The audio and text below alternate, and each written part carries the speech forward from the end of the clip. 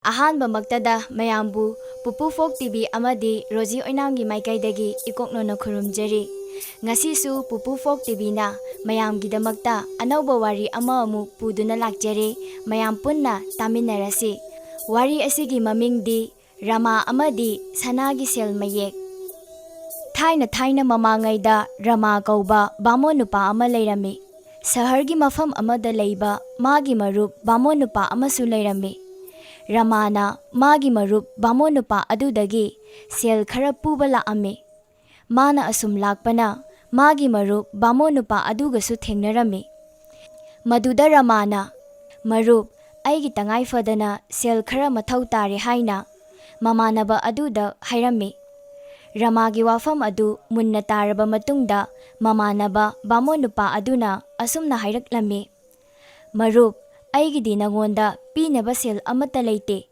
ꯑꯗꯨꯕꯨ ꯅꯪꯅ ꯇꯉꯥꯏ ꯐꯗ꯭ꯔꯕꯗꯤ ꯑꯩꯈꯣꯏꯒꯤ ꯏꯅꯤꯡꯊꯧꯅ ꯑꯌꯨꯛ ꯑꯉꯟꯕꯗ ꯃꯥꯒꯤ ꯃꯅꯥꯛꯇ ꯏꯍꯥꯟ ꯍꯥꯟꯅ ꯂꯥꯛꯄ ꯕꯥꯃꯣꯟ ꯅꯨꯄꯥ ꯑꯗꯨꯗ ꯁꯅꯥꯒꯤ ꯁꯦල් ꯃꯌꯦꯛ 2 ꯄꯤꯒꯅꯤ" ꯍꯥꯏꯅ ꯂꯥꯎꯊꯣꯛꯈ꯭ꯔꯦ꯫ ꯃꯃꯥꯟꯅꯕ ꯑꯗꯨꯅ ꯍꯥꯏꯕ ꯑꯗꯨ ꯇꯥꯕꯗ ꯔꯥꯃꯥ ꯌꯥꯝꯅ ꯍꯔꯥꯎꯔꯝꯃꯤ꯫ ꯃꯗꯨꯗ ꯔꯥꯃꯥꯅ, "ꯀꯔꯤ ꯍꯥꯏꯕ? ꯏꯅꯤꯡꯊꯧꯅ ꯃꯥꯒꯤ ꯃꯅꯥꯛꯇ ꯏꯍꯥꯟ ꯍꯥꯟꯅ ꯂꯥꯛꯄ ꯕꯥꯃꯣꯟ ꯅꯨꯄꯥ ꯑꯗꯨꯗ ꯁꯅꯥꯒꯤ ꯁꯦꯜ ꯃꯌꯦꯛ 2 ꯄꯤꯒꯅꯤ ꯍꯥꯏꯕ? ꯃꯗꯨꯗꯤ ꯌꯥꯝꯅ ꯐꯔꯦꯅꯦ ꯃꯔꯨꯞ, ꯑꯩꯅ ꯄꯥꯝꯕꯗꯨ ꯍꯦꯛ ꯊꯣꯛꯂꯔꯦ꯫ ꯑꯩ ꯉꯁꯤꯗꯤ ꯅꯪꯒꯤ ꯅꯌꯨꯝꯗ ꯑꯍꯤꯡꯁꯤꯃ ꯂꯦꯛꯂꯒꯦ, ꯑꯗꯨꯒ ꯍꯌꯦꯡ ꯅꯣꯡꯉꯥꯜꯂꯝꯗꯥꯏꯗ ꯀꯣꯅꯨꯡꯗ ꯆꯠꯂꯒꯦ" ꯍꯥꯏꯅ ꯔꯥꯃꯥꯅ ꯃꯃꯥꯟꯅꯕ ꯑꯗꯨꯗ ꯍꯥꯏꯔꯝꯃꯤ꯫ ꯃꯗꯨꯗ ꯃꯃꯥꯟꯅꯕ ꯑꯗꯨꯅ ꯑꯁꯨꯝꯅ ꯍꯥꯏꯔꯛꯂꯝꯃꯤ, "ꯐꯔꯦ ꯑꯗꯨꯗꯤ ꯉꯁꯤꯗꯤ ꯈꯔ ꯉꯟꯅ ꯇꯨꯝꯃꯁꯤ, ꯍꯌꯦꯡ ꯉꯟꯅ ꯍꯧꯒꯠꯇꯣꯏꯅꯤꯅ"꯫ ꯑꯁꯨꯝꯅ ꯍꯥꯏꯅꯔꯗꯨꯅ ꯃꯃꯥꯟꯅꯕ ꯑꯗꯨꯗꯤ ꯇꯨꯝꯊꯈꯤꯔꯝꯃꯤ꯫ ꯑꯗꯨꯕꯨ ꯔꯥꯃꯥꯗꯤ ꯍꯌꯦꯡꯁꯤ ꯉꯟꯅ ꯍꯧꯕ ꯉꯝꯗ꯭ꯔꯕꯗꯤ ꯍꯥꯏꯅ ꯈꯟꯕꯗꯒꯤ ꯃꯍꯥꯛ ꯇꯨꯝꯊꯕ ꯌꯥꯔꯝꯗꯦ꯫ ꯔꯥꯃꯥꯗꯣ ꯁꯅꯥꯒꯤ ꯁꯦꯜ ꯃꯌꯦꯛ 2ꯗꯨꯇ ꯈꯟꯗꯨꯅ ꯂꯩꯈ꯭ꯔꯦ꯫ ꯃꯥꯒꯤ ꯃꯀꯣꯛꯇ ꯀꯔꯤꯒꯨꯝꯕ ꯋꯥꯈꯜ ꯑꯃꯠꯇ ꯆꯪꯈꯤꯗ꯭ꯔꯦ꯫ ꯀꯔꯤꯒꯨꯝꯕ ꯑꯩ ꯅꯠꯇꯕ ꯕꯥꯃꯣꯟ ꯑꯃꯅ ꯑꯩꯉꯣꯟꯗꯒꯤ ꯍꯥꯟꯅ ꯀꯣꯅꯨꯡ ꯌꯧꯈꯤꯕ ꯊꯣꯛꯂꯕꯗꯤ ꯁꯅꯥꯒꯤ ꯁꯦꯜ ꯃꯌꯦꯛ 2 ꯑꯗꯨ ꯑꯇꯣꯞꯄꯅ ꯐꯪꯈ꯭ꯔꯒꯅꯤ꯫ ꯁꯅꯥꯒꯤ ꯁꯦꯜ ꯃꯌꯦꯛꯇꯨ ꯐꯪꯅꯕ ꯈ꯭ꯋꯥꯏꯗꯒꯤ ꯐꯕ ꯂꯝꯕꯤꯗꯤ ꯉꯁꯤꯒꯤ ꯑꯍꯤꯡꯁꯤꯃ ꯇꯨꯝꯗꯅ ꯅꯣꯡꯉꯥꯟꯕ ꯉꯥꯏꯔꯒꯦ ꯍꯥꯏꯅ ꯈꯜꯂꯝꯃꯤ꯫ ꯑꯗꯨꯕꯨ ꯔꯥꯃꯥꯗꯤ ꯃꯕꯨꯛꯅꯤꯡ ꯌꯥꯝꯅ ꯆꯔꯥꯡꯅꯔꯝꯃꯤ꯫ ꯉꯥꯏꯕ ꯉꯝꯃꯜꯂꯛꯇꯕꯗꯒꯤ ꯔꯥꯃꯥꯗꯨ "ꯀꯣꯅꯨꯡ ꯇꯝꯅ ꯆꯠꯂꯒꯦ, ꯑꯗꯨꯒ ꯅꯣꯡꯉꯥꯟꯕ ꯉꯥꯏꯔꯒꯦ, ꯑꯗꯨ ꯑꯣꯏꯔꯕꯗꯤ ꯑꯩꯅ ꯏꯍꯥꯟ ꯍꯥꯟꯅ ꯂꯥꯛꯄ ꯕꯥꯃꯣꯟ ꯅꯨꯄꯥ ꯑꯗꯨ ꯑꯣꯏꯔꯅꯤ" ꯍꯥꯏꯅ ꯈꯜꯂꯝꯃꯤ꯫ ꯑꯁꯨꯝꯅ ꯃꯍꯥꯛ ꯅꯣꯡꯉꯥꯟꯕ ꯉꯥꯏꯕ ꯉꯝꯗ꯭ꯔꯗꯨꯅ ꯑꯍꯤꯡ ꯑꯗꯨꯗ ꯍꯧꯒꯠꯇꯨꯅ ꯀꯣꯅꯨꯡꯗ ꯆꯠꯈꯤꯔꯝꯃꯤ꯫ ꯑꯁꯨꯝꯅ ꯀꯣꯅꯨꯡ ꯌꯧꯔꯗꯨꯅ ꯊꯣꯡꯁꯪꯕ ꯑꯗꯨꯗ ꯀꯔꯤꯁꯨ ꯍꯥꯏꯔꯨꯕ ꯇꯧꯗꯅ ꯀꯣꯅꯨꯡꯗ ꯔꯥꯃꯥꯅ ꯆꯪꯁꯤꯟꯒꯦ ꯇꯧꯔꯝꯃꯤ꯫ ꯃꯗꯨꯗ ꯊꯣꯉꯥꯛꯄꯁꯤꯡ ꯑꯗꯨꯅ ꯃꯍꯥꯛꯄꯨ ꯐꯥꯔꯝꯃꯤ꯫ ꯅꯤꯡꯊꯧꯒꯤ ꯊꯣꯉꯥꯛꯄꯁꯤꯡ ꯑꯗꯨꯅ ꯐꯥꯔꯕꯗ, "ꯀꯔꯤꯒꯤ ꯑꯩꯕꯨ ꯐꯥꯔꯤꯕꯅꯣ? ꯑꯩꯒꯤ ꯀꯔꯤ ꯏꯔꯥꯜꯅꯣ? ꯑꯩꯗꯤ ꯏꯅꯤꯡꯊꯧ ꯎꯅꯕ ꯂꯥꯛꯆꯕꯅꯤ" ꯍꯥꯏꯅ ꯔꯥꯃꯥꯅ ꯊꯣꯡꯁꯪꯕꯁꯤꯡ ꯑꯗꯨꯗ ꯍꯥꯏꯔꯝꯃꯤ꯫ ꯔꯥꯃꯥꯒꯤ ꯏꯄꯪ ꯄꯪꯖꯕ ꯃꯇꯧ ꯑꯗꯨ ꯎꯕꯗ ꯊꯣꯉꯥꯛꯄ ꯑꯃꯅ, "ꯀꯔꯤ ꯍꯥꯏꯕ? ꯅꯪꯕꯨ ꯏꯅꯤꯡꯊꯧ ꯎꯅꯕ ꯂꯥꯛꯄꯅꯦ ꯍꯥꯏꯕ? ꯎꯅꯍꯟꯅꯤ, ꯃꯇꯝ ꯆꯥꯔꯀꯥꯟꯗ ꯁꯣꯏꯗꯅ ꯎꯅꯍꯟꯒꯅꯤ" ꯍꯥꯏꯗꯨꯅ ꯔꯥꯃꯥꯕꯨ ꯊꯧꯔꯤꯅ ꯄꯨꯟꯁꯤꯜꯂꯝꯃꯤ꯫ ꯃꯍꯥꯛꯅ ꯊꯥꯖꯔꯨꯕꯒꯤ ꯋꯥꯡꯕꯗ ꯅꯤꯡꯊꯧ ꯑꯗꯨꯒꯤ ꯊꯣꯉꯥꯛꯄꯁꯤꯡ ꯑꯗꯨꯅ ꯃꯍꯥꯛꯄꯨ ꯐꯥꯕ ꯄꯨꯟꯕ ꯇꯧꯔꯛꯂꯕꯗ, "ꯀꯔꯤꯒꯤ ꯑꯩꯕꯨ ꯐꯥꯕꯤꯔꯤꯕꯅꯣ? ꯑꯩꯒꯤ ꯏꯔꯥꯜ ꯀꯔꯤꯅꯣ?" ꯍꯥꯏꯅ ꯅꯤꯡꯊꯧꯒꯤ ꯊꯣꯉꯥꯛꯄꯁꯤꯡ ꯑꯗꯨꯗ ꯍꯪꯂꯝꯃꯤ꯫ ꯔꯥꯃꯥꯅ ꯐꯅ ꯀꯟꯅ ꯍꯥꯏꯔꯕꯁꯨ ꯃꯅꯥꯏꯁꯤꯡ ꯑꯗꯨꯅ ꯇꯥꯕꯤꯔꯝꯗꯦ꯫ ꯑꯁꯨꯝ ꯇꯧꯗꯅ ꯔꯥꯃꯥꯕꯨ ꯀꯩꯁꯨꯝꯁꯪ ꯑꯗꯨꯗ ꯊꯝꯖꯤꯟꯈꯤꯔꯝꯃꯤ꯫ ꯃꯊꯪꯒꯤ ꯑꯌꯨꯛꯇ ꯔꯥꯃꯥꯕꯨ ꯋꯥꯌꯦꯜ ꯕꯤꯆꯥꯔ ꯇꯧꯅꯕꯒꯤꯗꯃꯛꯇ ꯅꯤꯡꯊꯧꯒꯤ ꯃꯅꯥꯛꯇ ꯄꯨꯔꯛꯂꯝꯃꯤ꯫ ꯑꯁꯨꯝ ꯇꯧꯗꯅ ꯅꯤꯡꯊꯧꯒꯤ ꯃꯅꯥꯛꯇ ꯄꯨꯁꯤꯜꯂꯛꯂꯕꯗ ꯃꯅꯥꯏ ꯑꯃꯅ ꯑꯁꯨꯝꯅ ꯍꯥꯏꯔꯛꯂꯝꯃꯤ, "ꯌꯦꯡꯕꯤꯌꯨ ꯏꯅꯤꯡꯊꯧ, ꯅꯨꯄꯥ ꯑꯁꯤ ꯂꯣꯟꯅ ꯀꯣꯅꯨꯡꯗ ꯆꯪꯂꯛꯂꯒ ꯀꯣꯅꯨꯡꯒꯤ ꯑꯔꯣꯟ ꯑꯊꯨꯞ ꯈꯪꯗꯣꯛꯅꯕ ꯍꯣꯠꯅꯔꯤꯉꯩꯗ ꯅꯅꯥꯏ ꯑꯩꯈꯣꯏꯅ ꯊꯦꯡꯅꯖꯗꯨꯅ ꯐꯥꯖꯕꯅꯤ꯫ ꯃꯥꯕꯨ ꯃꯔꯥꯜꯒꯤ ꯃꯇꯨꯡ ꯏꯟꯅ ꯃꯇꯤꯛ ꯆꯥꯕ ꯆꯩꯔꯥꯛ ꯄꯤꯕꯤꯌꯨ" ꯍꯥꯏꯅ ꯃꯅꯥꯏꯁꯤꯡ ꯑꯗꯨꯅ ꯅꯤꯡꯊꯧꯗ ꯍꯪꯒꯠꯂꯝꯃꯤ꯫ ꯅꯤꯡꯊꯧꯒꯤ ꯃꯅꯥꯏꯅ ꯃꯔꯥꯜ ꯁꯤꯔꯛꯂꯕꯗ ꯔꯥꯃꯥꯅ ꯍꯥꯏꯔꯛꯂꯝꯃꯤ, "ꯏꯅꯤꯡꯊꯧ, ꯑꯩꯕꯨ ꯊꯥꯗꯣꯛꯄꯤꯌꯨ, ꯑꯩ ꯑꯗꯨꯒꯨꯝꯕ ꯃꯤ ꯅꯠꯇꯦ꯫ ꯑꯩ ꯏꯅꯤꯡꯊꯧꯒꯤ ꯑꯔꯣꯟ ꯑꯊꯨꯞ ꯈꯪꯗꯣꯛꯅꯕ ꯀꯩꯗꯧꯅꯨꯡꯗ ꯇꯧꯈꯤꯗꯦ" ꯍꯥꯏꯅ ꯔꯥꯃꯥꯅ ꯅꯤꯡꯊꯧ ꯑꯗꯨꯗ ꯍꯥꯏꯔꯛꯂꯝꯃꯤ꯫ Ramagi wa adu tabada ningthau aduna asumna khumlaklammi. Adudi nangna karigidamakta ahing nongyai aduda lona konungda changa amibano. Haina Ramada ningthau aduna chairammi. Ramado ningthau adugi wadu tabada mamai luktaraduna asumna khumlaklammi. Iningthau na khanbiriba wakhalado onare. Nanaidi iningthauna konung asida ihan hana yaurakpa bamonupa aduda selmayek ani pigani haiba aduda nanaina sanagi selmayek ani adu fangningbana atopana yaunaraktingai nanaina hana konung asida lakjabani haina Ramana ningthauda hangatjarami. Ramagi wa adu tabada ningthau aduna matomta khanjarami. Oh, lairaba nupa asina sanagi selmayek ani khaktagidamak ahing nongyaidagi konungda lona changaktuna konung asida ningthaugi chairak fangani kidaba makhai lona ahing nongyai asida changa amiba oire haiduna ningthau aduna mabukningda khalami. Maduda ningthau aduna Ramada yengladuna asumna hairak e.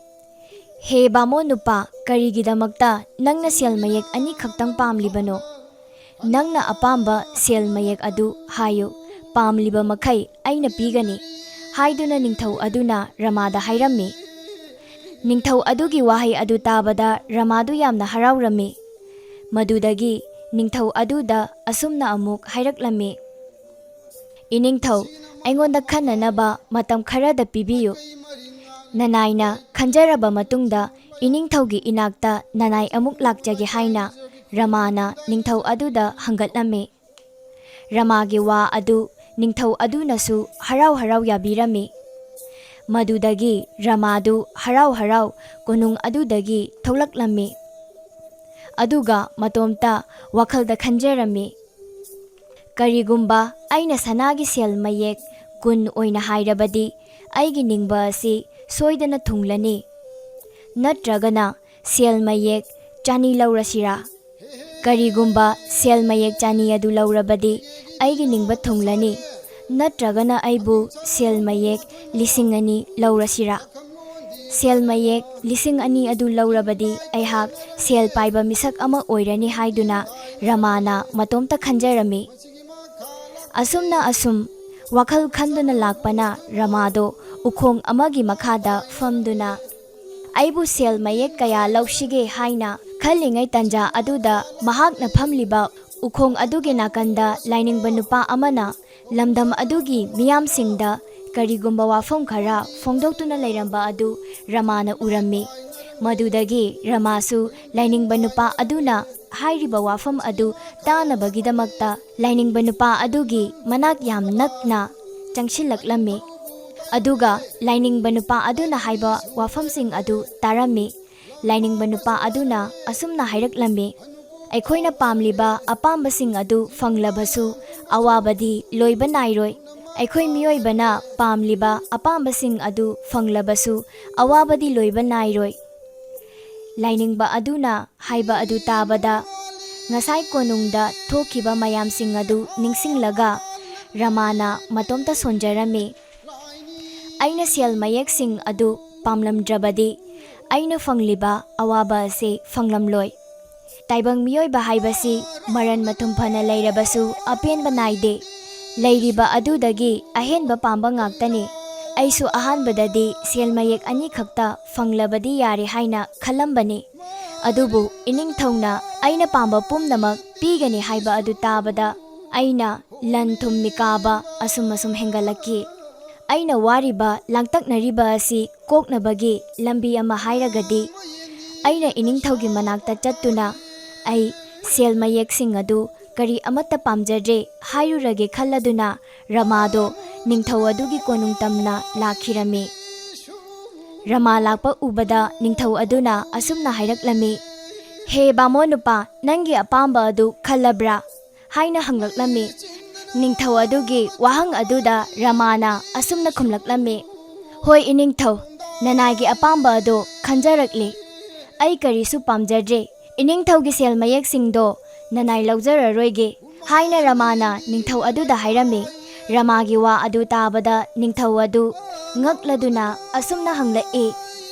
Karino, bamo nupa, nangna hairibado, nahakna sel mayek anikak phangnabagidamakta konung asida ahing nongyaida lakhiba. Nahakna karigidamakta haujikta sel mayek amatta pamdre hairibano. Haina ningthau aduna Ramada hanglammi. Ningthau aduna adumna hanglakpa adudagi Ramana hairaklammi. Hoi iningthau, ai sel mayek mayam ama pamlammi. Maduna aibu harauna leiba ngamhankhide. Aina hena sel mayek pamliba makai. Aingonda nungaitaba asum helakhi.